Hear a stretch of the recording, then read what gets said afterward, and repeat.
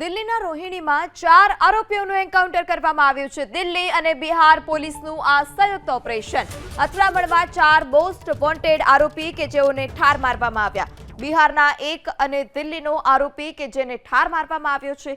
કુખ્યાત આરોપી રંજન પાઠક પણ એન્કાઉન્ટરમાં ઠાર। બિહાર ચૂંટણીને લઈ હિંસામાં ષડયંત્ર રચ્યું હતું। તે લોકોએ હિંસાનું સિગ્મા એન્ડ કંપની નામની ગેંગ ચલાવતો હતો આ રંજન પાઠક। બિહારથી નેપાળ સુધી રંજન પાઠકનો આતંક હતો।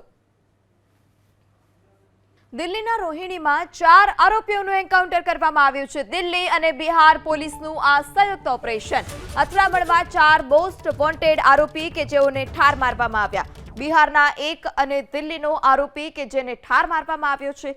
કુખ્યાત આરોપી રંજન પાઠક પણ એન્કાઉન્ટરમાં ઠાર। બિહાર ચૂંટણીને લઈ હિંસામાં ષડયંત્ર રચ્યું હતું। તે લોકોએ હિંસાનું સિગ્મા એન્ડ કંપની નામની ગેંગ ચલાવતો હતો આ રંજન પાઠક। બિહારથી નેપાળ સુધી રંજન પાઠકનો આતંક હતો।